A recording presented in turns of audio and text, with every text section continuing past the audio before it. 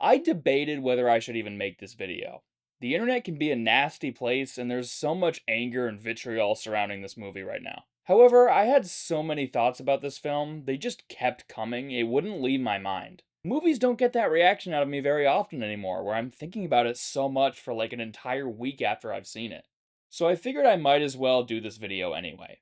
I do want to mention that it's okay to love, like, dislike, or even hate Joker 2, just as long as you're not being an asshole about it. I just want to lay my thoughts out and have some sort of discussion, especially since I have a perspective that's kind of unusual. Before I dig into my thoughts on Joker 2, I wanted to talk a little bit about the first film. Joker came out in 2019, and that film was controversial already, despite not being as controversial as this new sequel. There was this whole media frenzy about how it might inspire violence or condone violence, and I feel like that didn't really end up going anywhere. I think it became clear if you actually watch the film that violence isn't being condoned, and that conversation has kind of died out. What didn't die out, though, was the comparisons to the two Martin Scorsese films, Taxi Driver and King of Comedy. I just want to say that I think Taxi Driver, King of Comedy, and Joker are all great movies. Yes, I included Joker in that statement. Movies are always inspired by other movies, and Joker is certainly inspired by those two films specifically, kind of meshing some of those ideas with the Joker villain from the Batman comics. Even Robert De Niro is in the film, which is a clear reference and acknowledgement to the films that inspired this one. People accuse Joker of blatantly ripping off those films without doing anything original. I strongly disagree with that criticism. Joker takes similar ideas and does its own thing with them, taking turns that are unexpected.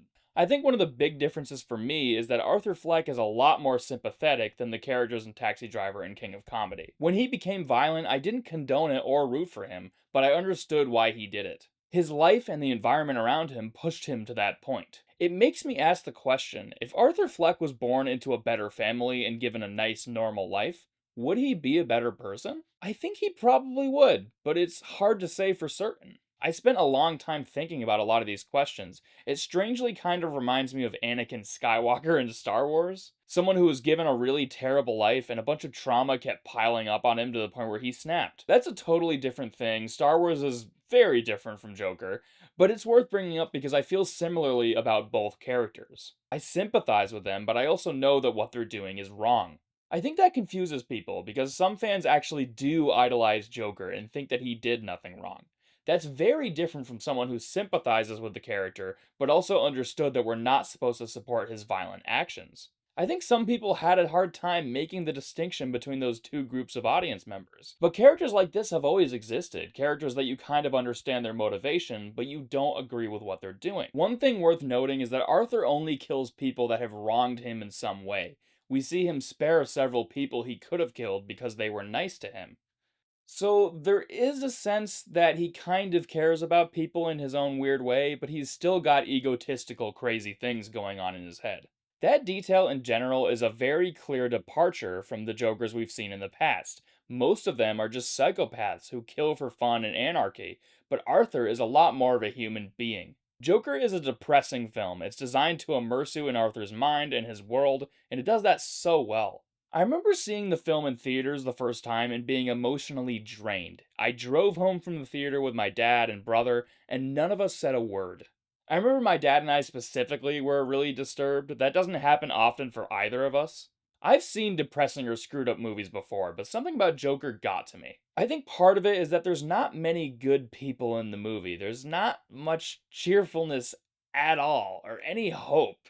Zazie Beetz' character seems like a good person.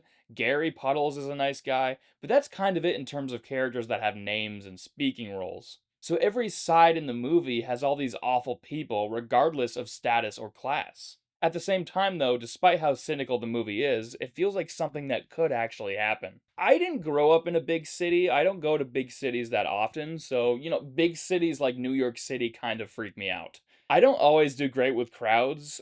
Joker kind of played with that fear for me. People have said this before, but Gotham feels like a character in the film, constantly beating Arthur down.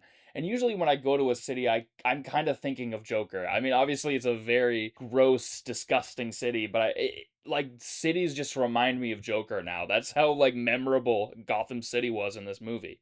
One of the other topics of discussion, especially recently, is how inaccurate the film is to the comic books. Many people have said it should have just been an original film by Todd Phillips rather than using the DC branding and the Joker name. Because Arthur Fleck is very different from the Joker in the comics or other material, this feels wholly its own thing. In fact, a lot of other things are different too. Bruce Wayne is a kid and the Joker is already at least in his 30s or 40s. So it's likely that if this kid became Batman in the future, he'd be facing an old-ass Joaquin Phoenix Joker. One could say it's just an original film and not even a Joker film, is what I'm getting at. This criticism has come up even more with the second film's release. I understand this criticism a little bit more than some of the ones I listed earlier, although I personally don't agree with it. I think there's enough similarities to the character of the Joker to where if it wasn't directly named Joker or associated with DC, people would accuse this film of ripping off that DC character. I actually think using the Joker and the DC brand to make a totally different film not based on any comic book was kind of a genius move. Todd Phillips got the comic book audience, people who wouldn't normally seek out a strange movie like this, and he got them to see it. I think it could sort of lead some of those audience members to think about things and think about what they just watched, and maybe seek out more weirder films like this. Joker isn't that weird compared to some other stuff out there, but it does have a bit of an artsy quality to it for sure. Especially with the fact that in this movie, we don't know what's real or in Arthur's imagination. It constantly plays with your notion of what's actually happening or not, and I've heard different things from different people, different interpretations of what might be real. I think Joker using the DC branding was a great way to spark a massive conversation in some casual moviegoers as well as more frequent moviegoers. And I think it's the reason that this movie left such a cultural impact. Like, this movie was huge when it came out. I kind of did a somewhat similar thing with my film Charlie's Christmas, my short film that I made a few years ago, where I took Charlie Brown iconography and intentionally referenced it while doing my own thing. By this logic, maybe I shouldn't have done that, but I don't think it's a bad idea to make something like that.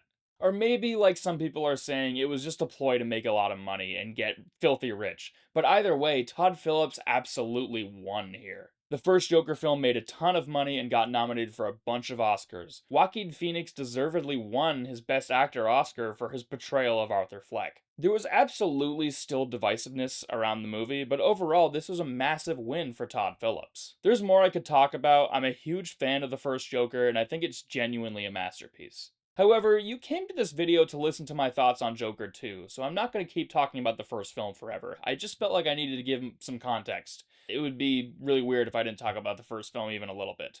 I would give Joker a 10 out of 10.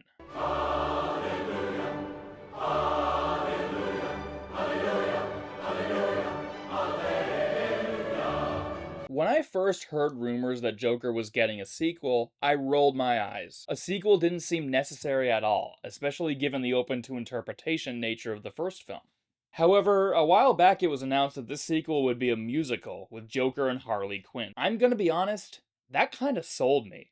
That idea sounded so strange and creative and just ballsy in general, and I figured if they were going to do something as insane as that, they would be giving this sequel their all. There's also the whole factor of we never really got a good film exploring the relationship between Joker and Harley Quinn. Suicide Squad from 2016 doesn't count because that movie was really bad and relegated all of their development to overly edited flashbacks and exposition. So seeing a potentially good movie exploring the relationship between these two characters was a fascinating idea, whether it be accurate to their relationship in the comics or not. The trailer comes out and it looks fantastic. They keep it vague and they don't actually reveal any plot elements, but the gist of what the film was present. It became my most anticipated movie of 2024. I watched the trailer a bunch of times, just kind of thinking about what this movie could possibly be. The movie gets early screenings, and the bad reviews start to pour in. The divisive reaction initially intrigued me more. I was like, oh my god, this probably means it's good, since the first film was divisive as well. But the negative reviews kept coming in and became overwhelming, and I got a little bit nervous. However, I was still able to maintain the mindset that I would have an open mind without letting other reviews influence my thoughts. Alright, now the moment you've been waiting for, my opinion on Joker 2. I really liked it. I don't think it's a perfect movie. I think the first is definitely better, but I genuinely thought this was a really good companion film to the first. One of the things I've been hearing a lot is that people think everyone involved in this movie didn't want to make it. They supposedly just did it for a paycheck, and Todd Phillips is in the middle of that claim.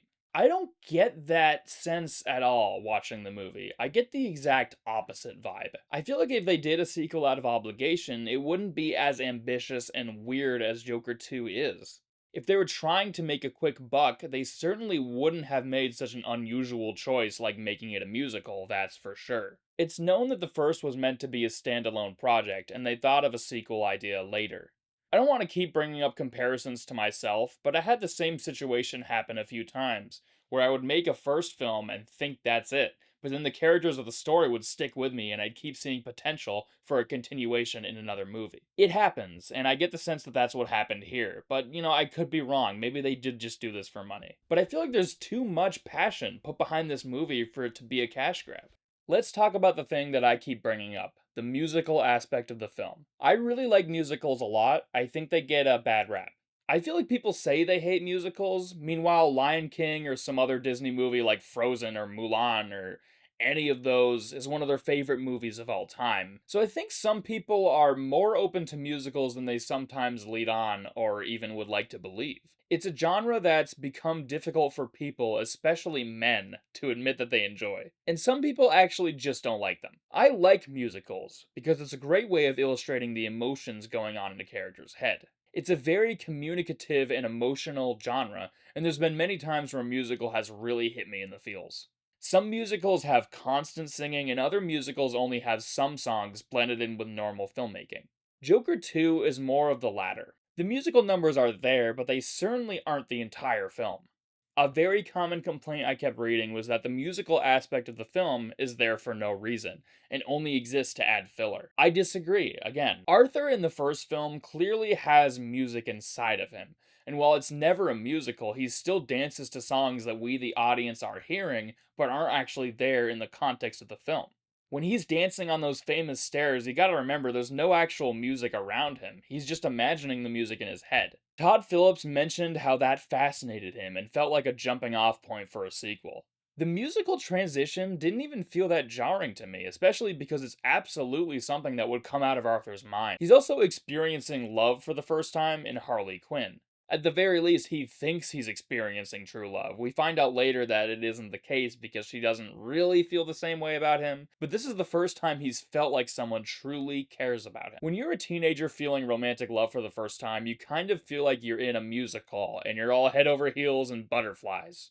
Arthur is going through that first experience with love in this movie that would typically happen when you're a teenager, but Arthur didn't have regular human experiences and interactions growing up, despite him being in like his 40s. Including the first film, Arthur is kind of like a child in an adult body. He never had the chance to properly grow up or even have a proper childhood. So in this movie, he experiences his first kiss, he experiences sex for the first time, and given what I said earlier about music being inside of Arthur, it makes perfect sense that it would start to fully come out of him in his fantasies now that he's going through this emotional experience. The musical genre is a really, really bold choice for a sequel to a DC movie that wasn't even a musical, but the transition felt seamless to me.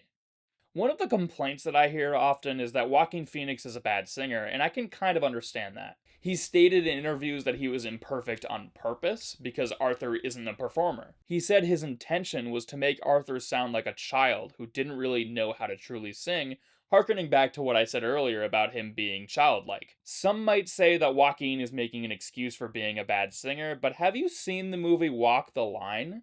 Joaquin Phoenix is not a bad singer. He certainly has skill in that craft, so it was clearly an intentional choice here. I don't even think his singing is bad in the movie, it's still good. It's just made to be like Arthur Fleck, so there's imperfections. I think it helped make the musical sequences somewhat uncomfortable and unsettling, which I think suits this movie very well. In reference to the complaint that the musical genre felt unnecessary and like filler here, isn't that somewhat how every musical is kinda like? Honestly, if you really want, you could make the La La Land story without the musical aspect of the film. And sometimes in La La Land, they just have songs that are kind of fleshing out the characters and fleshing out the story. But, they do make the movie a little bit slower than how it would have been if they just got right to the narrative. You could do the Sweeney Todd story without it being a musical, just make it this barber serial killer horror film. But the question is, would those movies be as memorable as they are without the musical genre? If a movie benefits from being a musical and it adds extra spice to the film, I say go for it. And I think that's absolutely the case with Joker 2. I also kind of like how most of the songs in the movie were songs that I recognized. I like Frank Sinatra a lot and that big band genre of music, so it was cool seeing the Joker twist these beautiful songs that I love that Arthur would have grown up listening to. It gave new meaning to songs like For Once in My Life. I feel like I'd have a hard time listening to that song without thinking of Joker now. The lyrics fit perfectly with what's going on for Arthur in that moment where he's singing it. It's a jukebox musical, which means all the songs were songs that were, written before. They're popular songs from the time period. But all the songs they chose were great and fitting for the film. Let's talk a little bit about Lady Gaga as Harley Quinn. I thought she was excellent as the character. Every scene she was in was fantastic. I love the idea that she only cares about the symbol of the Joker rather than who Arthur actually is as a person. So Arthur essentially gets his heart broken in his first romance. She never actually cared about him, only who he accidentally represented and then later embraced. The Joker symbol happened by accident. We saw this in the first movie, and Arthur just kind of embraced it because people loved him for it and he'd never felt adoration before. He felt like he existed, like he says in the movie. People noticed him. I thought the whole exploration of that idea in the sequel was brilliant. My issue with Harley Quinn is that I wanted more of her. We don't know a lot about why she loves Joker so much or why she is the way that she is. She explains a little bit, but it's kept pretty vague. Even then, we find out she lied about her backstory to Arthur and that she's actually a psychiatrist like in the comics and has a lot of money. We just don't know why a psychiatrist would be fascinated by the Joker. I think her actual arc in this movie is great, and Gaga is great. I don't have an issue with anything she actually does in the film, I just wanted at least 10 more minutes given to her and her development as a character. I heard there were some big deleted scenes with her that were cut out, and I'd be very curious to see those. I hope they become available on the Blu-ray or something, or we get an extended cut. Honestly, I could see an extended cut making this movie even better. Her relationship with Arthur also felt rushed to me. He falls for her super fast, and I think that's kind of the point. You can kind of keep that going, but I kept finding myself wanting more exploration of that relationship and that infatuation, and how they actually get to know each other. I think there's also, a bit of a sense that Harley feels like she can use Joker to get somewhere in her life and actually be recognized and seen by people, similar to how Arthur Fleck really wanted that in the first film. But I feel like there's not enough exploration of that, why she is that way. What we have in the film, though, like I said, is fascinating. It just needed more.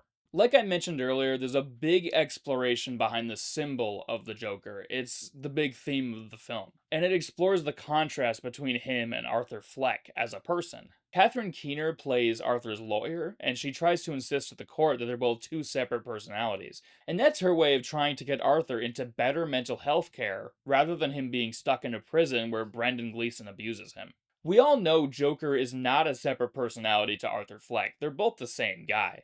I think that whole idea speaks to the bigger themes of the film.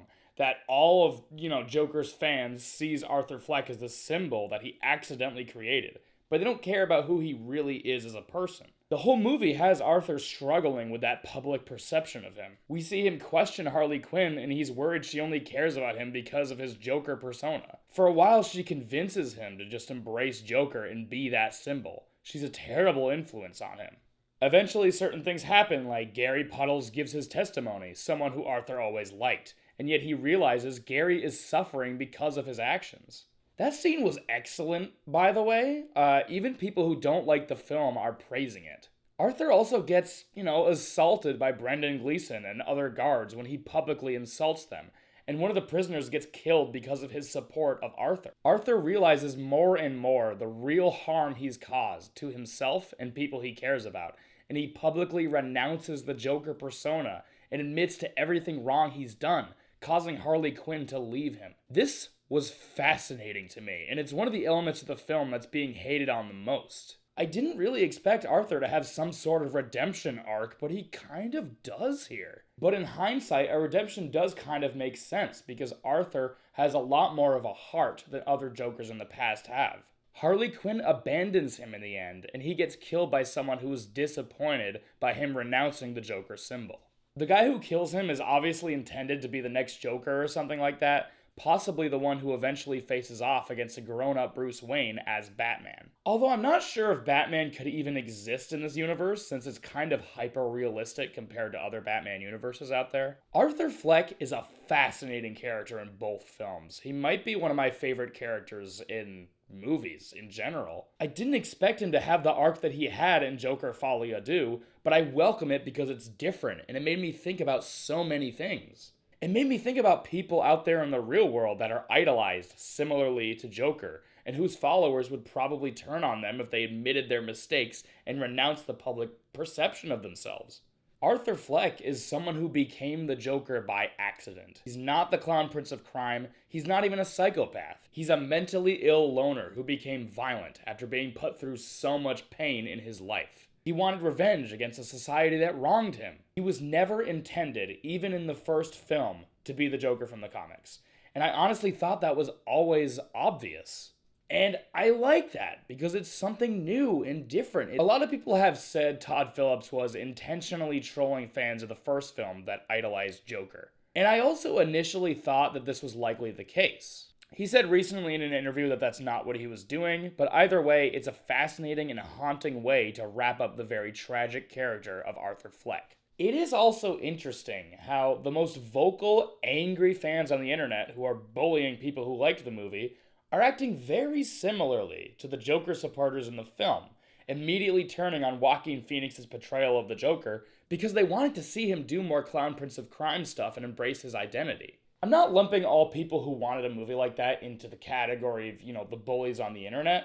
I'm just saying, the bullies on the internet are kind of similar to Joker's followers in this movie. And again, like I was saying, Jack Nicholson, Heath Ledger, Jared Leto, Mark Hamill, and every animated Joker already exist. We already have that psychopath clown prince of crime. We've had it many times already. Barry Keoghan is going to play a new Joker in the Matt Reeves universe. So, God forbid that Todd Phillips does his own different spin on Gotham and the Joker character. People still consider Spider-Noir to be a version of Spider-Man, but there's obviously some major differences in how the character is usually portrayed. And so many people ask the question of how Joaquin Phoenix compares to other Joker actors. This question came up in 2019. And that's a tough comparison to make because they're all different. They're going for completely different things and are often very different personality-wise. However, I still think Joaquin Phoenix is a very, very close second to Heath Ledger himself. I honestly think Joker Folie is pretty great, and I want to watch it again. Oh, and I didn't even mention things like Brendan Gleeson is great in this movie. He usually is great. I mean, watch Banshees of Inisherin, but I didn't realize how big of a part he would have in Joker 2. I love that guy. I also think the animated sequence that opened the film was a great touch. That sequence actually did a lot of foreshadowing, where this Joker shadow takes over Arthur Fleck's identity and they're fighting each other. When I first saw the movie, I had no idea what the significance of that sequence was until later when I was thinking about it, and I was like, oh, that's what that meant. It wasn't needed for the film, but it's a touch that just added even more extra spice to a good movie. Right now, I would give Joker Folie an 8 out of 10.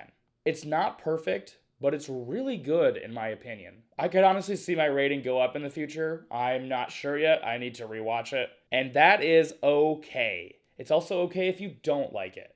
It was kind of cool to see someone like Quentin Tarantino come out recently and say that he really loved the movie. He's obviously someone that doesn't let the internet or other critics influence his opinions.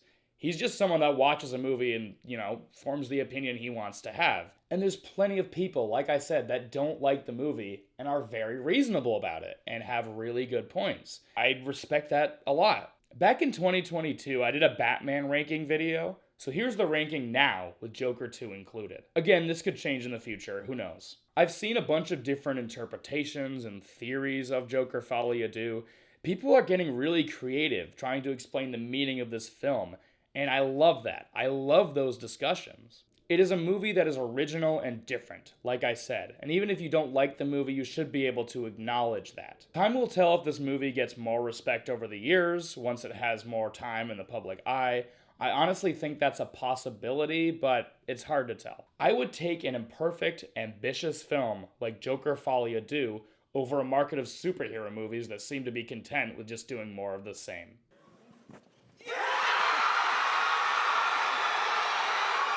Anyway, thanks for watching, everyone. Thanks for getting through this entire video. I know it was a bit of a, I guess, controversial topic. I don't know if that's the right word, but I had a bit of a hot take, and maybe if you didn't like the movie, hopefully I opened you to some of the positives. I do want to give a quick plug to the comedy film that I made recently. I've been working on it all year. Finally released it. It's like a silly buddy cop movie where, I mean, we reference a lot of pop culture things like video games and movies. It's a good time if you're a nerd, especially. So I would love to hear, feedback about that movie. Give it a like, give it a watch, give me a comment, all that good stuff. And yeah, thanks for watching, everyone. See you later.